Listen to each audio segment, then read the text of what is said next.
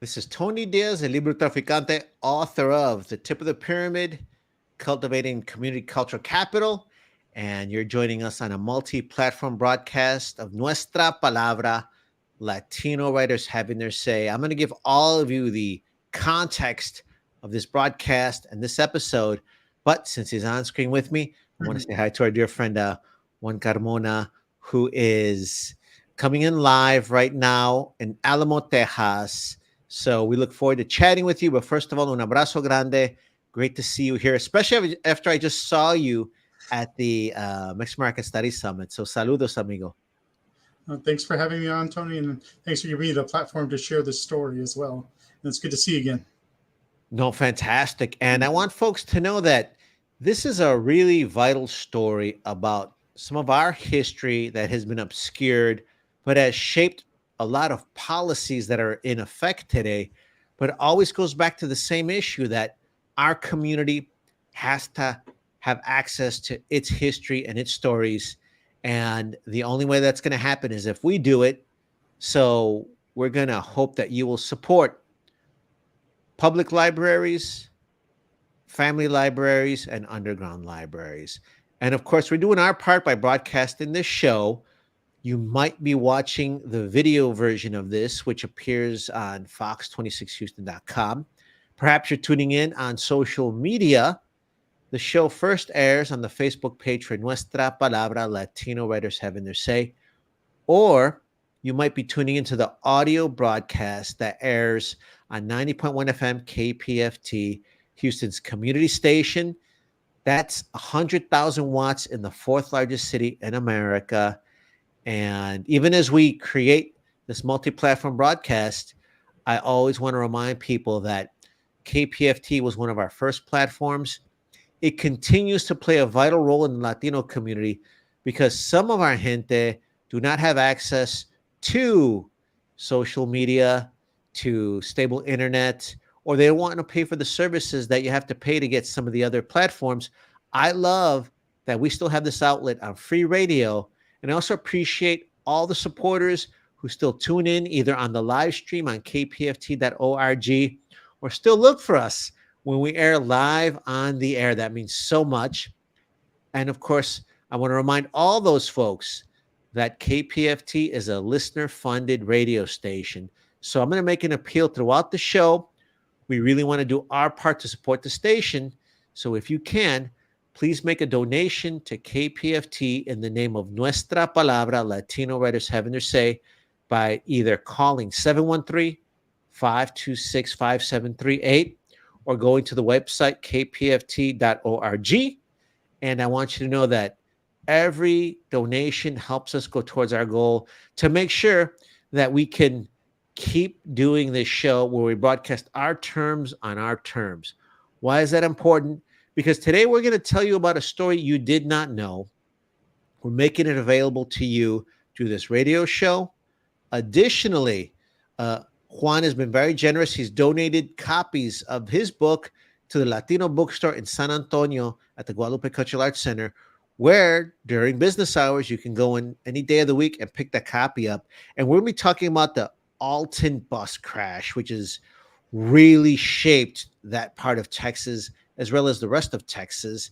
And Juan, it really is great to have you on the show. I know you as an activist, a professor, you're an award-winning writer, scholar, and this is such an important book. Do me a favor. Can you tell folks a little bit about this moment in history that has been overlooked, but that now you're making sure people will be aware of this? Okay, thank you, Tony. I'll gladly do that. September 21st, 1989, in Alton, Texas. We had a bus, Mission School Bus number 6, that had just picked up its last passengers in Alton, Texas. Now, these students from Alton actually attended mission schools because at the time Alton didn't have its own schools. So they would be picked up and taken to mission, and that bus had literally just picked up the last group of kids. It was on its second route. Buses usually, the first route's usually the elementary kids, then the second route is usually the middle and high school students. So that's the age group of the students that were in the bus. Now, the city of Alton, just to give you an understanding, is has a large amount of what we refer to as caliche pits or gravel pits throughout the city. Actually, in the early 20th century, that was actually one of its big business was exporting this caliche at the time period where they're building all these skyscrapers and concrete and stuff. So the city has many of them. There was the one involved in the crash, but there's several others that were even bigger than that one. So, if you drive through Alton today, you'll see caliche pits here and there. So the school bus was, loaded, and it was going to go ahead to Mission High School. At the same time, a Dr. Pepper truck driven by Ruben Perez, full of beverages, owned by Valley Coca-Cola, had just made its first stop, which is important because that means the trailer was still pretty full and still pretty heavy. As the school bus made its way, toward Bryan Road, Ruben Perez's truck is coming up the road, and his loader, because every truck has the driver and the loader who helps them load the beverages, tells him, "Hey, there's a stop sign coming up." And so Ruben claims that his brakes didn't work. He tried, his regular brakes, the truck brakes, and they didn't work. And he ends up colliding with the bus. And this is right on the corner of a caliche pit that had been full of water from all these rains. To this day, it still builds up some water in there. Back then, there was no barriers, fences, anything around these caliche pits. There was no law that said they had to. So it was literally wide open. He collides with the bus, the front part of the bus, but that doesn't send it into the caliche pit. When he collides, the trailer swings and kind of like swats the back of the bus. And that's what sends it into the caliche pit, which is full of water. It lands on its front, then it lands on its side. And it's completely submerged in water. One of the more tragic things, pictures in the book and when I was doing the research is, it landed in the water, but it was literally only inches to the surface. That's what makes it so tragic that some of these kids couldn't make it out. In the crash, everyone's jumbled around, people are thrown to the side, and the only exit to get out of that bus, because it was smashed where the front door was, and the emergency exit, which was the only other exit in the bus back then, which you have to, you pull down and you push, they literally had to push up into the water because of the way it had landed, so they couldn't get out that way. So the only way they could get out was through the windows. And I'm 48 going on 49. I remember riding the buses back then. I was in high school at this time period. And if anyone remembers how those windows were, they were small. And you used to have to push these little latches on the side to the point where it hurt, and it had 3 different settings. Imagine trying to do all that as the bus is filling with water, people are spilling over everybody. And in the end, 19 kids died there, and then 3 more would later die in the hospital, bringing the death toll to 21. According to the coroner's report, everyone who died in that bus died from drowning. So what does that mean? If they could have gotten out, they would have lived. Everyone who got, so it was just a matter of like making, it was a matter of how it was escape possible. And, that was one of the contentions that would later turn into like all these safety changes that happened. And this leads to, huge tragedy. It's just such a crazy story of what happens during the rescue and after the rescue. And of course, like I mentioned earlier, this involves Valley Coca-Cola. And this blows up into a series of lawsuits and lawsuits between plaintiffs, lawsuits between lawyers. It just gets super crazy. And that's just a gist of it. Wow. No, and I think there's so much to dig into. So we're talking about 35 years ago. We want to touch on why this has been obscured by history, but also let's go back to some of the forces that lead up to this, because what's also fascinating as you break down, there's also a lot of commerce involved. So obviously the Dr. Pepper truck owned by Coke, that's a business in action. The gravel pit. Talk to us a little bit about that industry. And also, by the way, even buses, school buses are another industry, and Hmm. education is industry. So it's almost like all this intersection of these Hmm. forces. And I will say this, and we can touch on that too.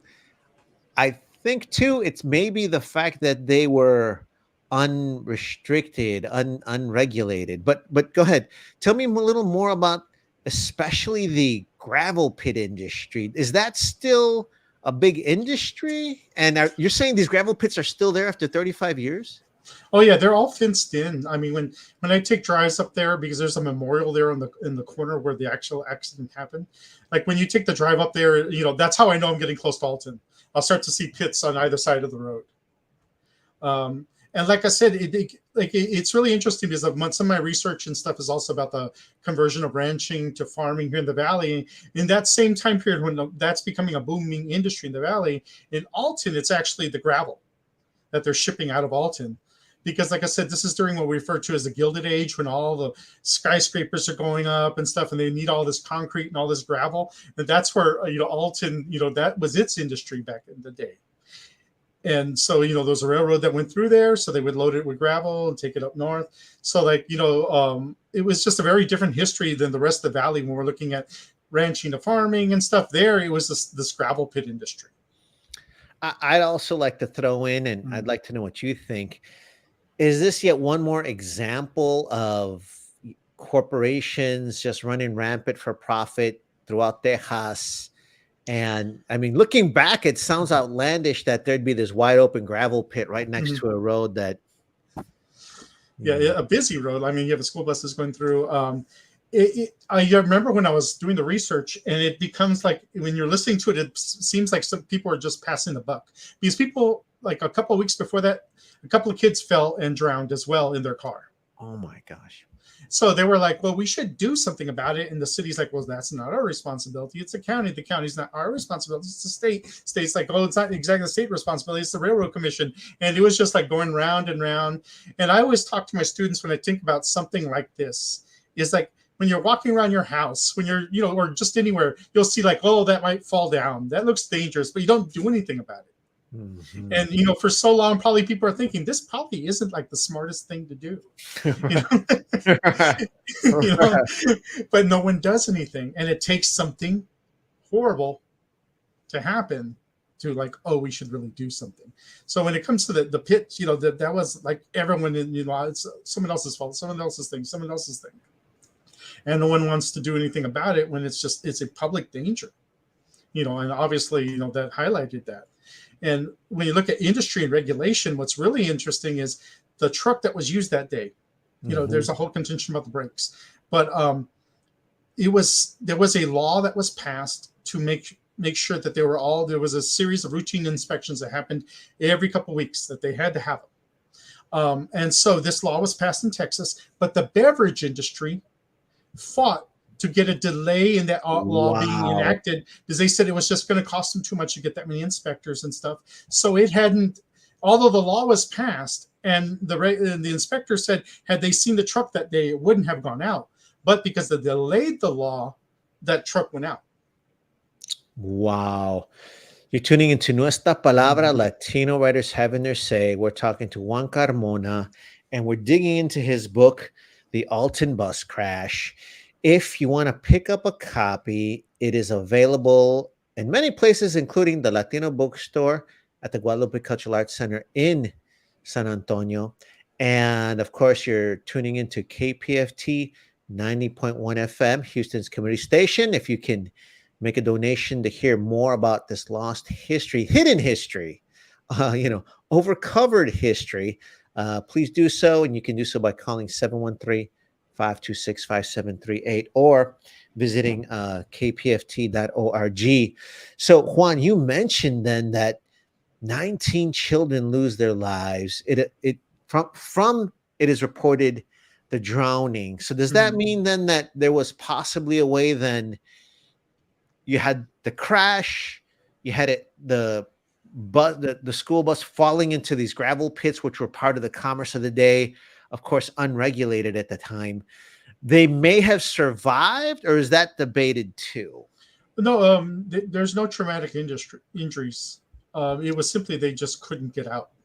And like I mentioned before, it was the only way out was through the windows. Now, the other kids that died from water in their lungs, but also from infections, because that water was just stagnant, laying there. There was all kinds of stuff in that water, including at that point diesel from the truck, from the bus.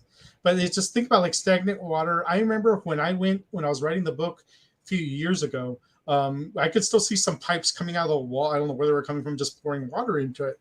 So like whatever else was in there, in fact, everyone who went into the water, the rescuers, everyone, they had to get multi-spectrum antibiotics because they had no idea what they were, what they encountered when they were in that water.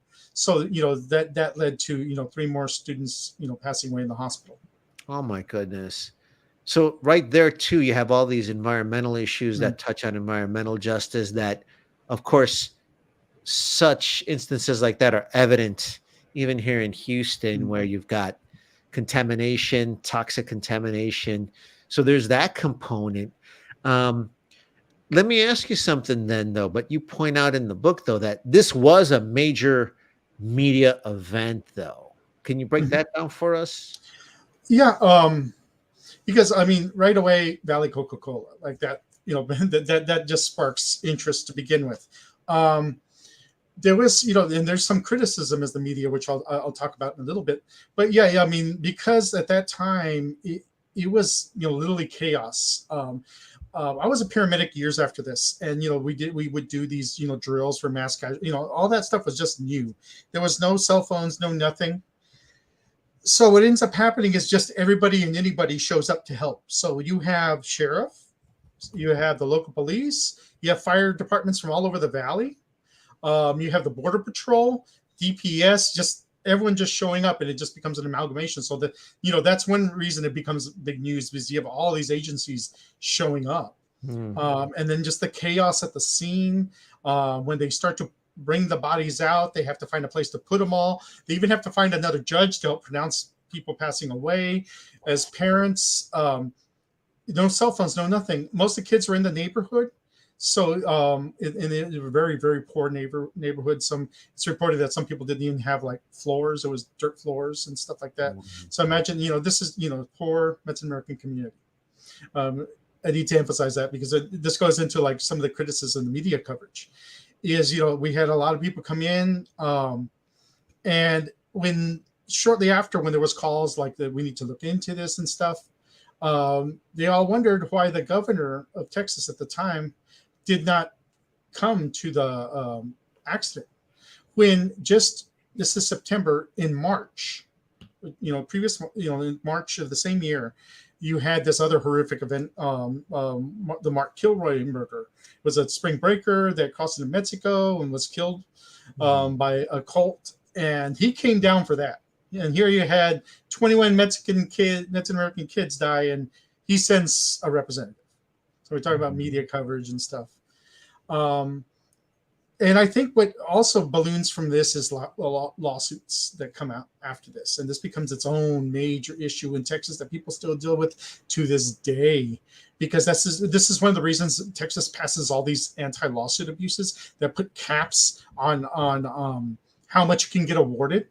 Which at this point, by now, there's so many things that lawyers won't take the case because they're not going to make that much money because of the caps.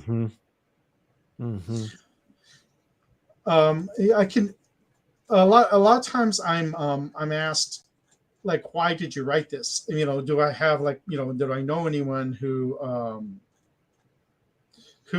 passed away, or what's my connection to this? And so I tell people the same story, because sadly the very first person I ever saw die, I guess is the best way to say it, was from a bus accident. So bus accidents will always trigger that memory.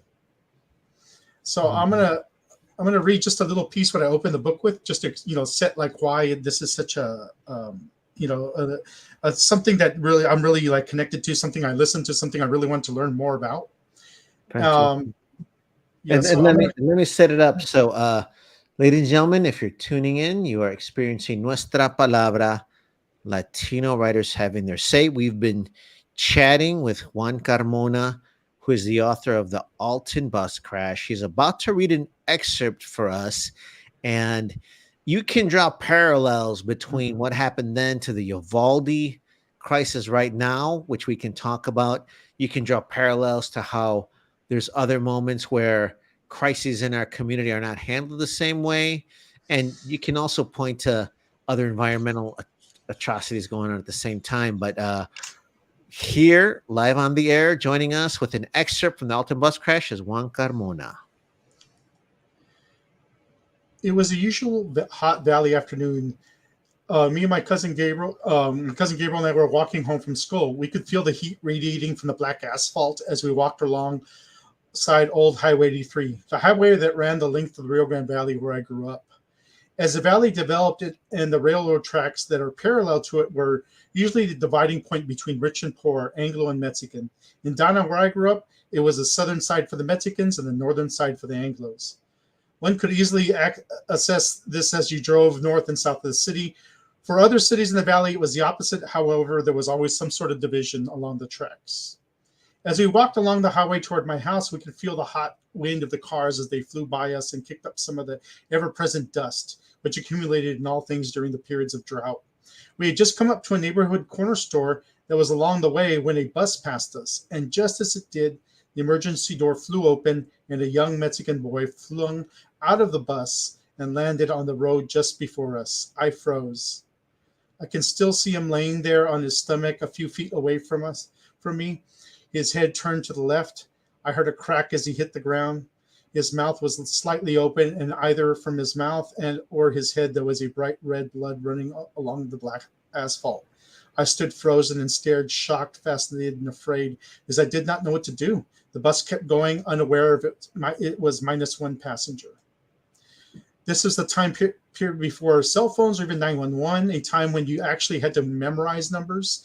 And at that moment, my mind was blank. My cousin, on the other hand, knew exactly what to do. We ran toward the store and were met by the clerk who had seen what had happened from the counter. My cousin yelled, "Call the police." The clerk looked just befuddled as myself. I don't know. And he, in my, 464 4481, Gabriel yelled at him, "Call 464 4481. The young man from the store stood frozen, looked beyond us to the poor boy bleeding his life away on the asphalt. Gabriel ran in, made the call. I wish I could write more about what actually happened that day, but this is all I can recall. I didn't even go home and tell my family. I just went home, listened to the news, and heard that he was leaning against the emergency lever when it popped open. That story has stayed in the recesses of my mind since it happened. Every time I hear about a school bus accident, the image of that boy laying on the ground with the color of the blood against the asphalt is what pops into my mind. That was the first image that came to me on September 21st, 1989, when someone came into Mrs. Morales' Spanish class and said that there had been a bus accident and some students had been killed. And that is Juan Carmona sharing with us an excerpt from his book, The Alton Bus Crash. And you're touching on the legacy of trauma for our gente. And I really appreciate you digging in deep to share that, to write that, to go back to that and link it to the Alton Bus Crash and bring it back to our attention. I feel odd asking this question because all we have to do is look at all the recent rash of school shootings that last 3 weeks in the news cycle, and then people forget about. People have to go out of their way to commemorate them a year later. So perhaps we know how this winds up being overlooked. But what was the impression of this event at the time, and why do you think it has drifted away from the attention of the American imagination? I think at the time it was, immediately it was a great community response. Immediately, but that took a sour turn in time. But immediately, great response. Everyone knows, what can we do? What can we do? And people donating and sending money and just whatever they could do. But in time, as money became a thing, as lawsuits became a thing. It literally, and it's something that like I have to say, in doing this research, it was actually hard to get a lot of people to talk to me because this community Wow. is still scarred by it. I had people that would talk to me on the phone for briefly, but they're like, I don't want to be interviewed. I don't want to talk about it. And I think that the trauma of it, Mm. of the event itself, and then the trauma of like the community tearing itself apart, I think even within the community kind of silenced it. What's really fascinating is that I was looking for anything I could find about the event. I'm also I was looking for a picture of like the students in high school and stuff like that, and I'd been hunting and hunting. I really couldn't find much of the images I wanted, and then someone pointed out to me, why don't you go to their library? I'm sure they have a yearbook. Mm. So I got permission to go into their library. They actually had archives. I was really impressed. Mission High School, Wow. and they used to have a literary journal and a newspaper. Wow. And so I was like, oh, I'm going to find like a wealth of information. I found one reference, Wow. and it was just like they held an event, and the principal said something. That was it. They had their end of the year newspaper where it like highlighted every month what had happened. Nothing there. The literary newspaper, magazine that they had, no real like poem or anything about it. And I Mm. think immediately what probably the kids were told is like, don't talk about it. It's too traumatic. And so I think that plays into it. And then the whole thing about like what happens when oh, you're getting all this money, people, there's this jealousy, why don't you share with the community? Heck, even like the local priest, he talked about how all the other priests, oh, we're so jealous, you're going to have all this money to go into. Wow. And it becomes this like a secondary story that's just so horrible. Every time I would dig into the archives, I would find something else that was like got worse, like the fact that Mm. LULAC got involved and it ends up having to be dissolved and redone because of monies and stuff like that. Mm. It just becomes this very tragic story, but also that people use it as, like I said, oh, look at all these lawsuits, we shouldn't put a cap Mm. on it. And what I noticed when I'm doing the research, went to the newspapers, like you'll see it for like a week or two and then it just disappears. Like you were saying, like we talk about it, and it doesn't show up in the newspapers again until the trial of the truck driver. Mm. And then it disappears again. And Wow. yeah. So when we talk, it's like it could be the trauma. It could just be like don't talk about it. Mhm. Um, and in the end, it wasn't like people that like in the national scheme mattered. You know, I'm sure we would still be having memorials if this happened in another part of our country. The Mm. only thing ever written about it, but not really about it, is the Sweet Hereafter. Mm. And the more interesting part about it is it's because the author of it, who read about Alton Bus Crash, and he decided to write a book about it. It's a work of fiction, but he put it on the Canadian border. Wow. Yeah, Wow. it turned into a film as well called The Sweet Hereafter. But to your point, it's our communities are these backyards Mm-hmm. for these different corporations to make money without regulation. You have these collisions of these forces. Here's a small community that doesn't know how to handle it. It's not sure how to handle it. It's a big tragedy. And at the same time, then the reaction is to, you know, to clamp down on ways that people can Mm-hmm. get compensated from corporations. And, you know, there's so many parallels to what's going on in Uvalde, which is still Mm-hmm. settling right now, that I think you really touched on this powerful example in history where, again, there's that trauma, how we deal with it. And it appears that our history is, swept under the rug. We're Mm-hmm. not taught to deal with it. And hopefully people will learn from your book. You mentioned some of the other regulations that have stemmed from what Oh yeah, transpired. yeah. If you go into a school bus today, you'll see hatches on the roofs. You'll see the windows are much bigger, and they're easier to open. Some buses have sections, the whole sections of windows that'll open. Right. Yeah, I remember one of the things I wanted to do as I was finishing the book, I was like, let me just Google real quick, bus crash, just to see if any of these things have been used.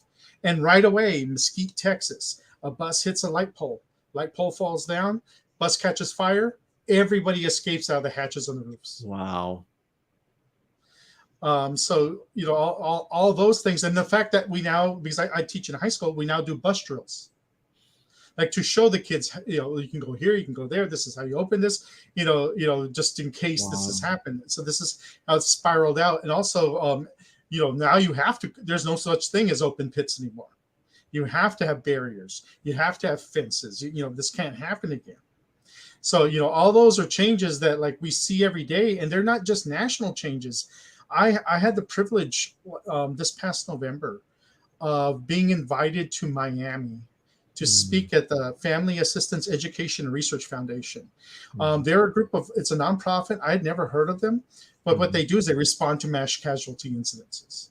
They help out with whatever they can. They're the ones who bring groceries to you if you're stuck at the house, make sure you're taken care of. They take care of all the stuff that other people don't think about. And they counsel the families. They train people to do this. There's a great training system.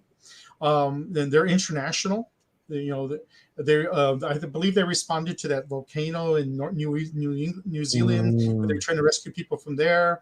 And so I just got an email from them out of the blue, and they're like, "We read your book and we love it, and we want you to come talk." Wow. And then they're setting up the everything, and they're like, "You know how we know about it?" And I said, "How?" And they said, "One of our members from Perth, Australia, read your book and gave it to the whole board." Wow. And that just touched me, knowing that the story's getting out. So I'm there talking, and this is a multinational corporate, so there's people from Germany, from Australia, from all over here hearing the story. So it was a privilege to share the story with the world. But then I had one guy, I forgot where in South America, he had a bus company, and he was coming to listen because of, safety in his buses. He's like, "I had no idea the buses I use have all those things." Wow. And I had no idea that this is where they come from. So it's not just changes here, it's changes globally. Wow.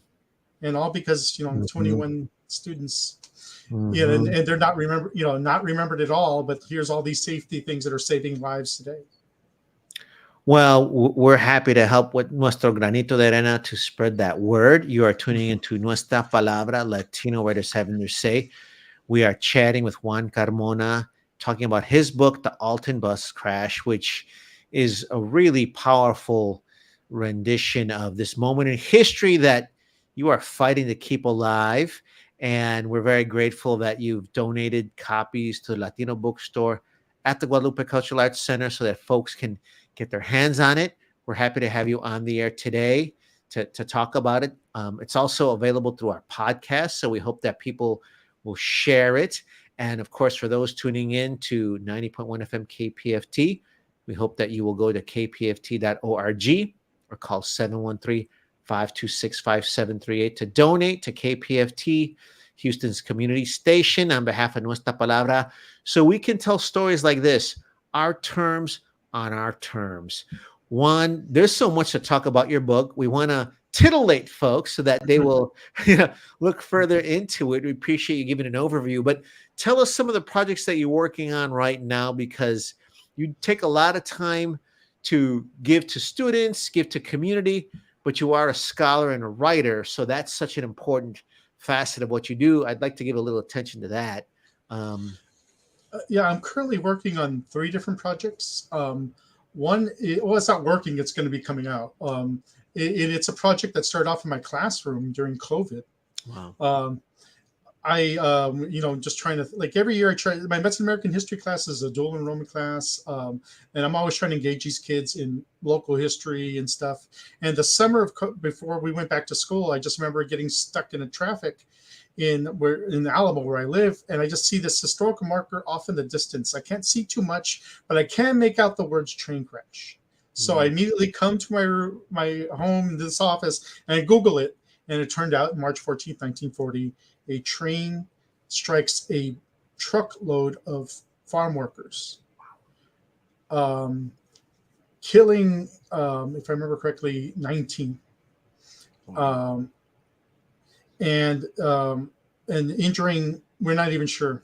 Just putting the list of people that died that day was difficult because of just People published the wrong names, Anglo newspapers, and it was just a mess. That was actually the most difficult part of writing the book, is getting an actual list of who died that day.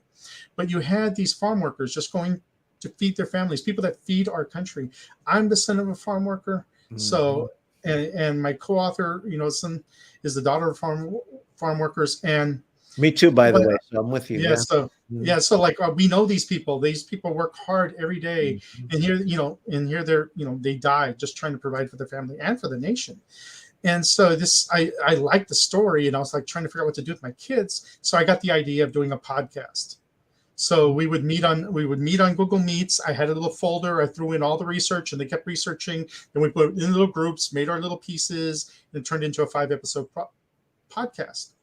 And then we just got so much information that the girl who narrated the podcast, Taylor Seaver, she graduated and went to school. Her major's history. So I was like, you know what, kid, I want to turn this into a book. You want the experience of writing a book? So we wrote it together, and it should be out by the anniversary, which is March 14th. And we both did it. I mean, it's a tragic incident, but we really wanted to highlight the lives of farm workers. We really want to highlight the sacrifice of farm workers. That really is powerful one, especially like you say, it is the children of farm workers that, probably the same way my folks told me, they told you that they're breaking their backs so we don't have to break our backs when we work, and we can use our brains, and you're doing that, and you're setting the story straight. So thank you for doing that. But I also love that you who've been given Teacher of the Year awards are helping one of your students get published. That's huge as well. So, hey, you talk the talk and walk the walk, Juan. Appreciate all that you do. Gracias. Thank you. We have been talking to Juan Carmona, author of the Alton Bus Crash, and the book is available through all different formats and all different outlets that you can imagine, including copies at the Latino bookstore at the Guadalupe Cultural Arts Center in San Antonio, Texas. And I do want to give a shout out to our team, of course, Roxana Guzman, who's our multi-platform producer. Also, Rodrigo Bravo Jr., who's our audio producer and helps also with so many things for Nuestra Palabra. My name is Tony Diaz, Libertaficante. Shout out to all of our crew.